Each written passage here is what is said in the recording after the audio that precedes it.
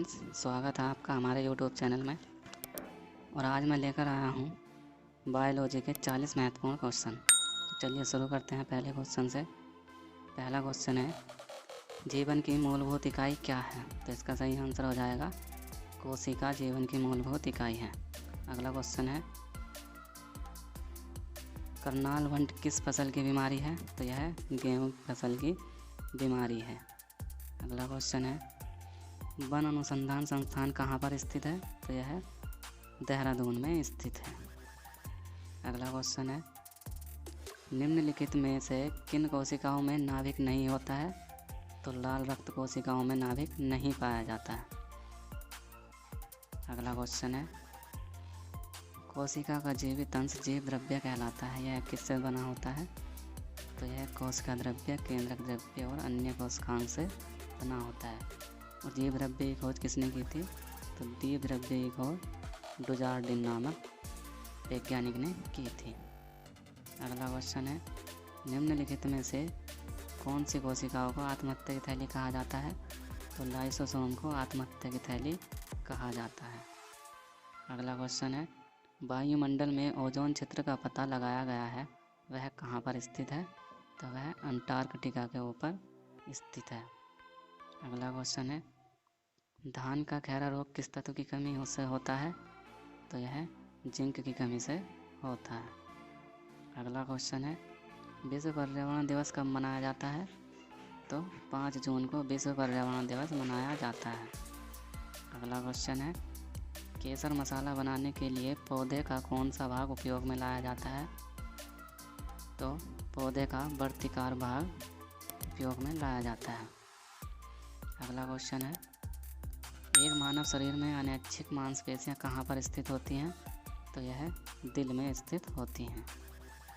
अगला क्वेश्चन है, निम्नलिखित में से कौन सा अंग एक ग्रंथि नहीं है? तो पित्ताशय ग्रंथि है, पीयूष ग्रंथि है, जिगर ग्रंथि नहीं है, अधिवृक्क भी एक ग्रंथि है। पीयूष ग्रंथि को मास्टर ग्रंथि भी कहा जाता है। ध्यान रखना, इम्पोर्टेंट क्वेश्चन है। पीयूष ग्रंथि को मास्टर ग्रंथि भी कहा जाता है। अगला क्वेश्चन है, कोशिका का पावर प्लांट या शक्ति स्रोत किसे कहा जाता है? तो माइटोकॉन्ड्रिया को कोशिका का पावर हाउस कहा जाता है। और इसकी खोज किसने की थी? इसकी खोज की थी अल्टमान नामक वैज्ञानिक ने इसकी खोज की थी। अगला क्वेश्चन है, जीव कोशिकाओं में आनुवंशिक लक्षणों के नियंत्रण में निम्नलिखित में से कौन सा उत्तरदायी होता है? तो इसका सही आंसर हो जाएगा डीएनए उत्तरदायी होता है। अगला क्वेश्चन है, निम्नलिखित में से कोशिका का नियंत्रक केंद्र किसे कहा जाता है? तो केंद्रक को कोशिका का नियंत्रक केंद्र कहा जाता है। अगला क्वेश्चन है, डीएनए का संबंध जिस अतिमूल प्रोटीन से है उसे क्या कहा जाता है? तो वह प्रोटीन का नाम है हिस्टोन। डीएनए का संबंध हिस्टोन से है। अगला क्वेश्चन है, मानव शरीर में मौजूद कोशिकाओं में से किसमें माइटोकॉन्ड्रिया नहीं पाया जाता है? तो लाल रक्त कोशिकाओं में माइटोकॉन्ड्रिया नहीं पाया जाता है। अगला क्वेश्चन है, आरएनए का प्राथमिक कार्य क्या होता है? तो आरएनए का प्राथमिक कार्य होता है प्रोटीन संश्लेषण करने का। अगला क्वेश्चन है, पेनिसिलिन का आविष्कार किसने किया था? तो पेनिसिलिन का आविष्कार अलेक्जेंडर फ्लेमिंग ने किया था। अगला क्वेश्चन है, पुरुष में पुरुष तत्व के लिए कौन सा गुणसूत्र संयोजन उत्तरदायी होता है? तो एक्स और वाई उत्तरदायी होता है। अगला क्वेश्चन है, पत्तों का हरा रंग किसकी उपस्थिति के कारण होता है? तो क्लोरोफिल की उपस्थिति के कारण पत्तों का रंग हरा होता है। अगला क्वेश्चन है, यीस्ट एक है, यह एक कवक है। अगला क्वेश्चन है, वनस्पति विज्ञान का जनक किसे कहा जाता है? थियोफ्रास्टस को वनस्पति विज्ञान का जनक कहा जाता है। अगला क्वेश्चन है, टैक्सोनॉमी और नामकरण के पिता और द्विपद नामकरण प्रणाली की शुरुआत किसने की थी? तो कार्ल लिनियस ने टैक्सोनॉमी की शुरुआत की थी। अगला क्वेश्चन है, कीटों के अध्ययन को क्या कहा जाता है? तो कीटों के अध्ययन को एंटोमोलॉजी कहा जाता है। अब देख लेते हैं ये जब किस चीज़ का अध्ययन है। तो एंथोलॉजी फूलों के अध्ययन को कहा जाता है, कॉन्कोलॉजी मोलस्कों के अध्ययन को कहा जाता है, और माइकोलॉजी कवकों के अध्ययन को कहा जाता है। चलिए अगला क्वेश्चन करते हैं। अमीबा किस संघ से संबंधित है? तो यह प्रोटोजोआ संघ से संबंधित है। अगला क्वेश्चन है, पौधों में क्लोरोफिल बनाने के लिए कौन सा तत्व सहायक होता है? तो मैग्नीशियम सहायक होता है क्लोरोफिल बनाने के लिए। अगला क्वेश्चन है, किस वनस्पति वैज्ञानिक ने 1838 में कहा कि पादपों का शरीर सूक्ष्म कोशिकाओं से बना होता है?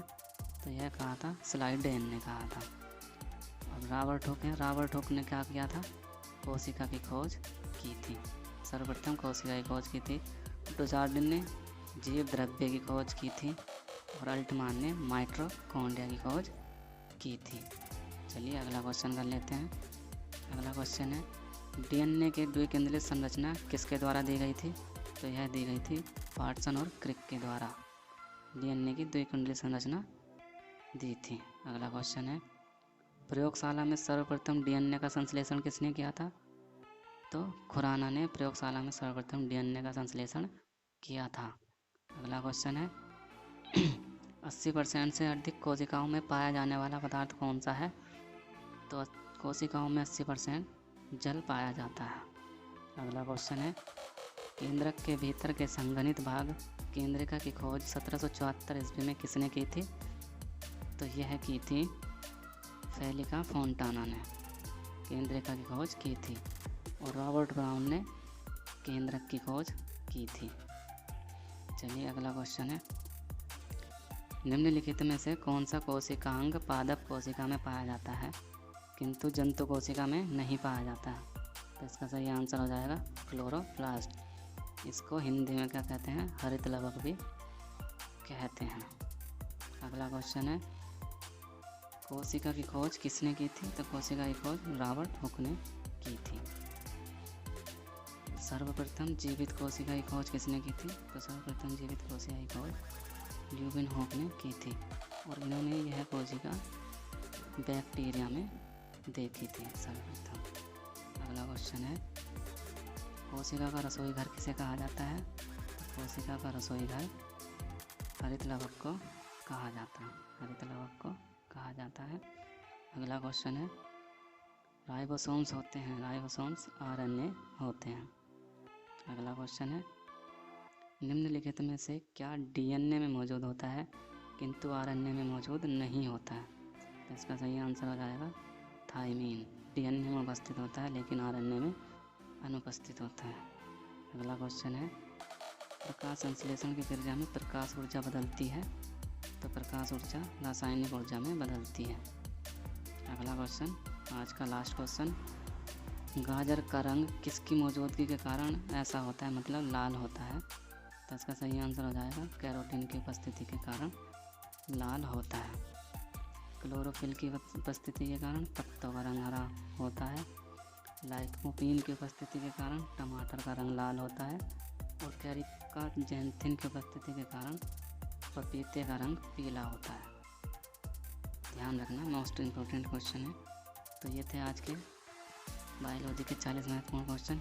यदि आपको हमारी वीडियो पसंद आई हो तो प्लीज़ वीडियो को लाइक करें, शेयर करें और चैनल को सब्सक्राइब करें। धन्यवाद।